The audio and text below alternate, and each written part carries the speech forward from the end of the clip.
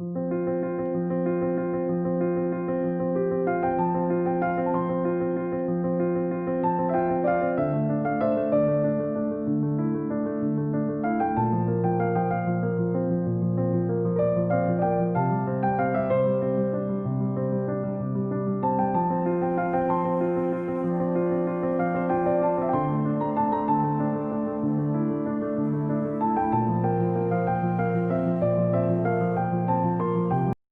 friends, so we are back with our next video and next part of this chapter 1, that is irrigation techniques।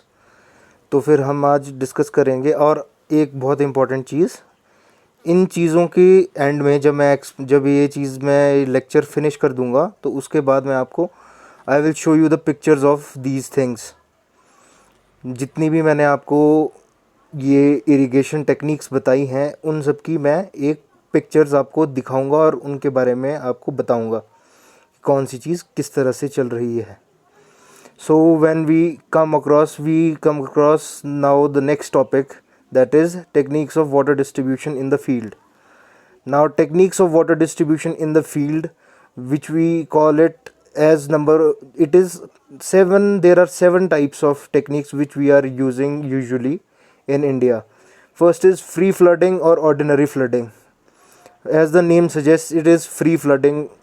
It is free flooding of water, and it has a gap between 20 to 50 meter between two leaves of main lines. We can say main lines. There is a ditch, and where there is main water supply, there is a ditch, and the other two ditches are submains. And there the 3 arrows showing are outlets to the fields. This is known as free flooding. Free flow of water. Land preparation cost is also low, as we have to just construct these ditches. जब हम ditches form करेंगे तो उस वही है, labour cost लगेगी उसमें, which is being used, labour requirement is high and efficiency is low, as it is. मतलब ये सिर्फ एक मोटी टेक्निक है। अगर आपने किसी भी चीज़ को अच्छे से मतलब ज़्यादा इन्वेस्टमेंट अगर आपके पास नहीं है तो फिर सिर्फ अपनी लेबर खुद के दम पर आप ये चीज़ कंस्ट्रक्ट कर सकते हो। Rolling lands where border checks, basins and furrow are not feasible. Method is used where rolling lands का मतलब अनइवन सरफेस। रोलिंग लैंड्स को बोलते हैं अनइवन सरफेस होता है देयर एंड और यहाँ पर borders, checks, basins and furrow are not feasible. जैसे पहाड़ी इलाके होंगे वहाँ पर भी हम डिचेस वगैरह बना के ये चीज़ें कर सकते हैं। स्लोप के थ्रू हम पानी को नीचे भेज सकते हैं। नाउ कम टू, एंड इनकी जो स्पेसिंग मैंने आपको बता दी है 2 डिचेस की, तो मतलब पूरे क्रॉप 2 सब मेन्स की। These are sub mains. एक बार मैं आपको दिखा लेता हूँ। This is main and these are sub mains, और ये जो है ये आउटलेट्स हैं। These are all outlets. Okay, now come to next part, that is border flooding. What do you mean by border flooding? It is similar to what we see in free flooding. It is border flooding. Borders में हम क्या करेंगे? Plantation करेंगे, ठीक है। और flood, और इसकी जो फील्ड है, फील्ड में एक स्लोप दी जाएगी हमें 100 से 400 मीटर। ये लॉन्गिट्यूडनली 100 से 400 मीटर होती है। और ये जो डिच है, यहाँ पर एक डिच है जहाँ पर वाटर सप्लाई सिस्टम है, as similar to above. Okay, as similar to above, and this ditch and these are in a slope from here to here, ताकि जो पानी है वो यहाँ से यहाँ तक इजीली ट्रेवल कर सके। ओके, यहाँ से यहाँ को पानी अच्छे से ट्रेवल कर सके। ये सब मेन्स हैं। ओके, और इनकी जो विड्थ होगी, वो जो विड्थ 2 के बीच में रहेगी वो 10 से 20 मीटर की रहेगी। 10 से 20 मीटर की डिस्टेंस मेंटेन करनी पड़ेगी हमें, और इनकी जो लेंथ रहेगी 100 से 400 मीटर रहेगी। And this design requires high courser soil discharge, क्योंकि अगर हम, जैसे मैंने पिछली वीडियो में बताया था आपको कि यहाँ से परकुलेट कर जाता है पानी, यहाँ से नीचे को पर्कुलेट कर जाता है, तो सबसे ज़्यादा पानी यहाँ पर होता है, फिर ये यहाँ तक पहुँचते हुए कम हो जाता है। इस तरह से ये नीचे तक पहुँचेगा। तो डिस्चार्ज जो मैंने उस टाइम कहा था, तो वो डिस्चार्ज यही है कि हम जो डिस्चार्ज यहाँ पर रखेंगे, नीचे रखेंगे, वो डिस्चार्ज आपका ज़्यादा तेज़ होगा। The discharge rate will be more if there is a coarser soil. अगर कोर्सर सॉइल होगी, क्योंकि अगर कोर्सर सॉइल होगी तो पर्कुलेशन रेट भी ज़्यादा हो जाएगा सॉइल का। Hope you have understood this A to B same. This is A and this is B, this is A and this is B. This is a बिल्कुल side view of this AB strip. Okay, the percolation rate will go like this. Most percolation is here, then gets less and gets less, and up till end it should reach up till the end of this route. Let's move forward. Now there is a formula. Okay, there is a formula. If fine soil then percolation is low. ये वही बात है, अगर coarser soil होगी then percolation will be high, and if fine soil होगी और वो चिपकी रहेगी तो पर्कुलेशन विल बी लो, और उतना ही डिस्चार्ज रेट आपको कम रखना पड़ेगा। ठीक है, अब now we will see the formula T, which is approximate time required to cover the given area with water. Approximate time required to cover the given area with water. ठीक है, approximate time to A to B, this is that time. A to B जो हमने यहाँ पर पीछे देखा अभी, A to B. Now Y is the depth of water flowing over the border strip. It is the depth of water flowing over the border strip. This will be given in the question. If y is to be calculated, then other things are being given in the question, and f is the rate of infiltration of soil. Soil कितना infiltrate करती है, rate वो define करता है आपका F. Okay, so this is F is the rate of infiltration of soil, and A is area of land strip to be irrigated, the total area of land here A B C and D. This is the area of land A, B, C and D. Okay. Now we move forward. And Q is the discharge through supply ditch. It is really simple. What is this? This is the discharge of this water supply.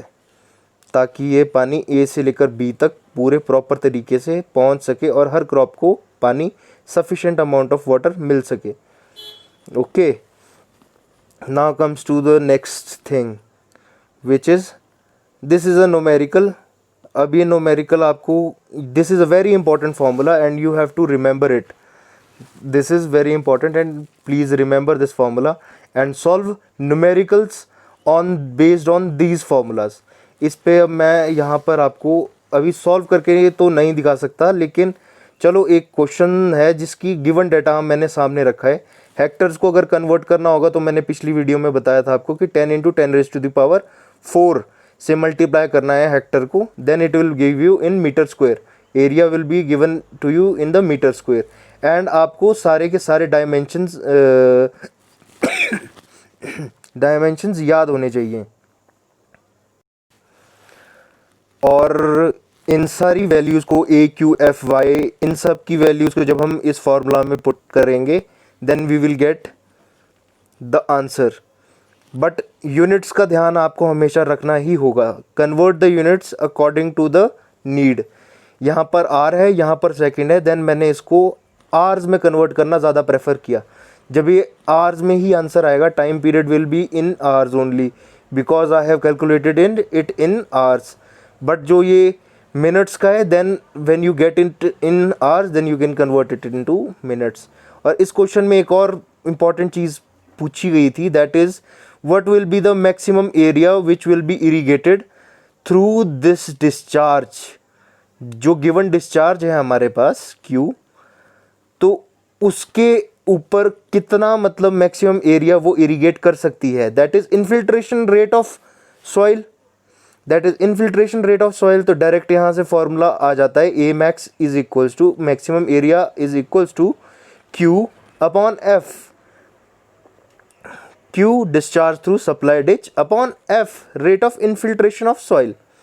Okay, this is a simple explanation of a simple numerical. This type of numerical is 2 marks के numericals हैं, ये 2 marks के I think so.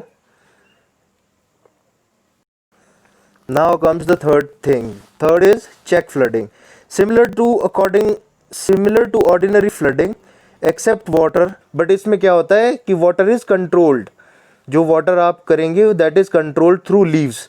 ये आपकी leaves होती हैं, ये ऐसे हाई ऊपर को, मतलब एक स्टॉपर टाइप होती है। ये लो लीव्स भी हो सकती है और ये हाई लीव्स भी हो सकती है, depending upon what is your requirement.